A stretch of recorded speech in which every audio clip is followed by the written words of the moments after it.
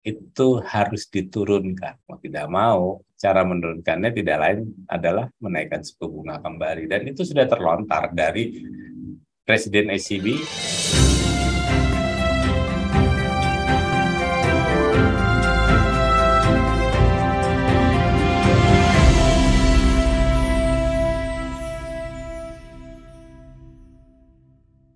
Baik, selamat malam Bapak dan Ibu semuanya. Saya Reza Aswin. Kita akan coba membahas masalah resesi. Resesi ini akhir-akhir ini banyak sekali diberitakan. Lalu kadang-kadang market juga mencoba untuk mengambil keuntungan dari isu yang sedang beredar.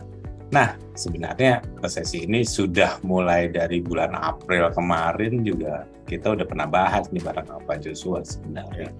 Nah, ini bagian keduanya. Sebenarnya bakal bisa jadi nggak sih resesinya atau gimana caranya? Terus apa sih sebenarnya penyebabnya yang paling parah banget? Oke, yuk kita mulai. Dan sebelumnya tentunya kita gunakan disclaimer dulu ya, bahwa Imperial Strategi dan Reza Aswin tidak pernah mengumpulkan dana untuk kepentingan trading atau sejenisnya, sehingga yang mengatasnamakan Imperial Strategi dan Reza Aswin untuk mengumpulkan dana untuk trading atau ditradingkan itu adalah penipuan dan Bapak dan Ibu jangan pernah transfer. Satu lagi yang perlu kami beritahukan bahwa bertransaksi di instrumen keuangan forex itu adalah instrumen paling berbahaya di muka bumi ini. Tetapi kita juga perlu tahu bahwa setiap yang mempunyai peluang kerugian yang besar tentunya pasti mempunyai peluang keuntungan yang besar pula, karena yang namanya keuntungan dan resiko itu berbanding lurus. Jadi nggak bisa kita kadang-kadang mengatakan bisa dapat untung gitu ya, dengan modal sekecil-kecilnya dapat untung sebesar-besarnya. Itu adalah pembodohan. Gimana kita bisa cerdas kalau misalnya banyak orang mengatakan bahwa trading itu pakai uang yang kecil-kecil, nanti kalau udah gede baru ditambahin gitu. Atau banyak orang mengatakan bahwa orang pakai duit kecil habis, apalagi duit gede gitu. Jadi yang benar gimana? Yang benar adalah belajar dulu, itu adalah yang paling aman. Kasih makan dari leher ke atas dibandingkan harus kasih leher ke bawah. Yuk Bapak dan Ibu semuanya, kita akan coba bahas apa sih yang namanya resesi. Resesi itu sebenarnya kalau dalam satu tahun itu kan ada 4 kuartal gitu ya. Itu setiap 3 bulan itu dikeluarkanlah GDP gitu ya, atau produk domestik bruto. Nah, kalau sampai itu negatif 2 kali berturut-turut, itu artinya tidak terjadi suatu pertumbuhan, dan orang mengatakan itu adalah resesi. Dan tentunya ini sudah mulai terlihat di Amerika Serikat. Untuk yang kuartal pertama, Amerika Serikat adalah minus 1,5%,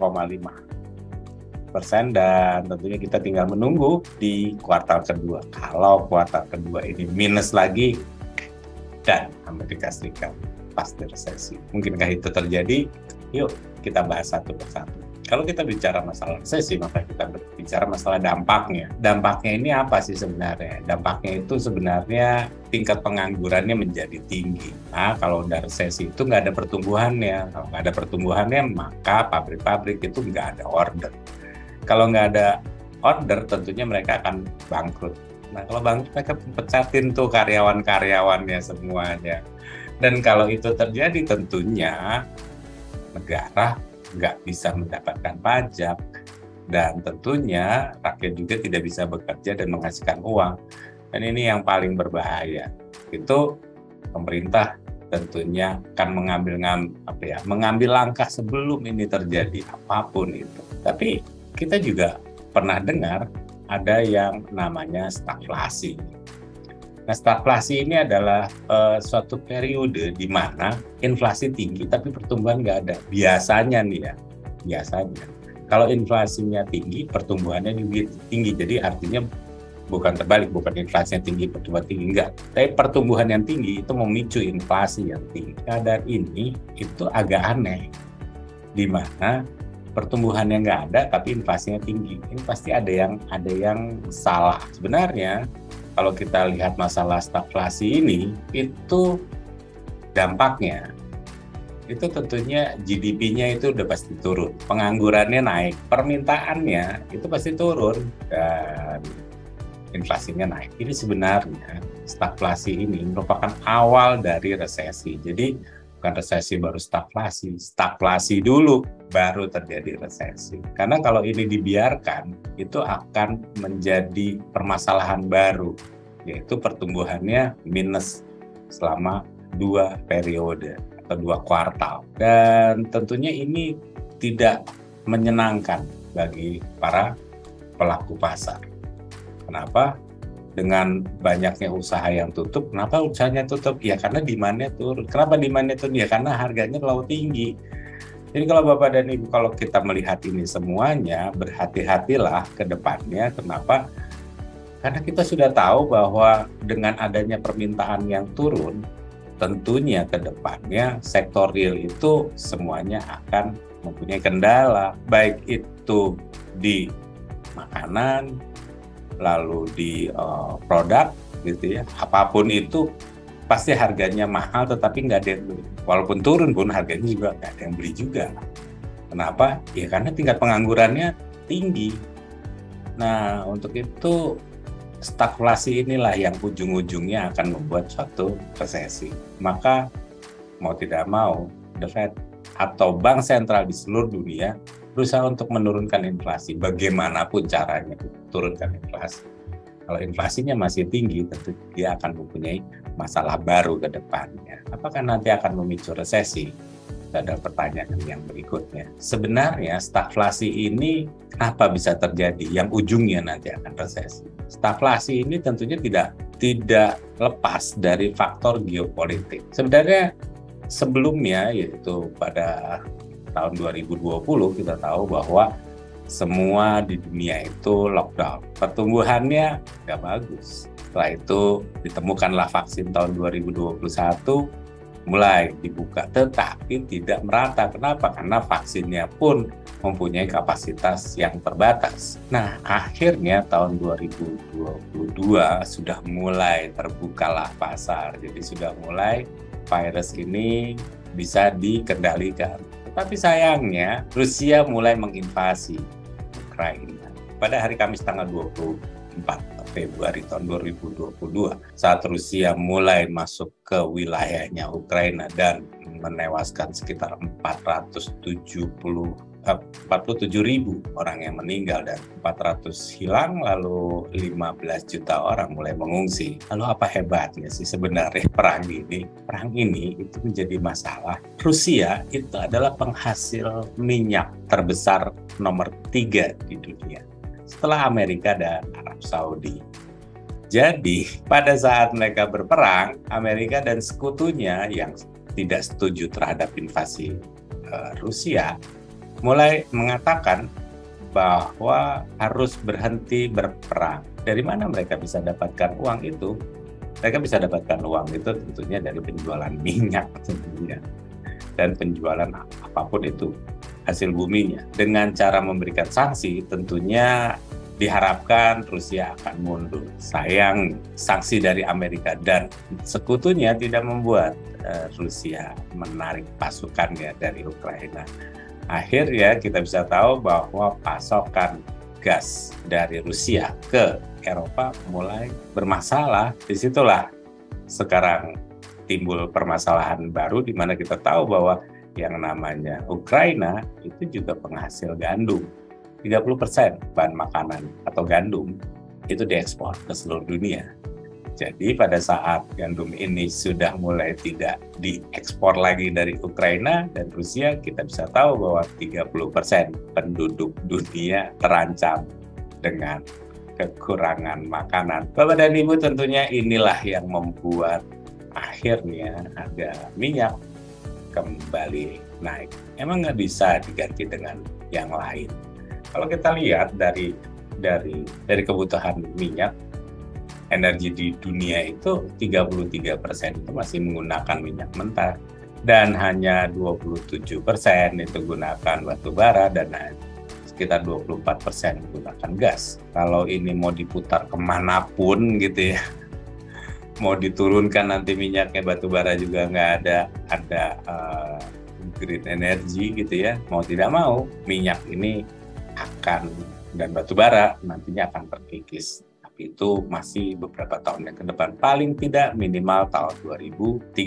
Kebutuhan akan minyak yang terbesar ini tentunya akan mengganggu transportasi, mengganggu juga pemanasan yang ada di negara-negara. Kalau kita udah tahu, sebentar lagi kita masuk ke musim dingin, mereka tentunya membutuhkan bahan energi yang banyak, termasuk minyak atau gas. Nah, kalau ini belum selesai pasokan minyaknya, tentu kita bisa bayangkan angka inflasi akan naik terus. Kalau kita lihat secara umum bahwa minyak mentah Rusia itu memang paling banyak itu ke Uni Eropa. Jadi kita sudah tahu Ukraina itu ada di Eropa Timur, membuat pipa gitu ya ke kawasan Uni Eropa. Dengan adanya konflik ini tentunya Jerman membuat suatu keputusan untuk tidak menggunakan gas dari Rusia, dan kita bisa lihat bahwa Eropa harus memenuhi kebutuhan minyaknya itu dari negara selain Rusia. Batu bara pun seperti itu, dan inilah yang membuat akhirnya semuanya menjadi mahal.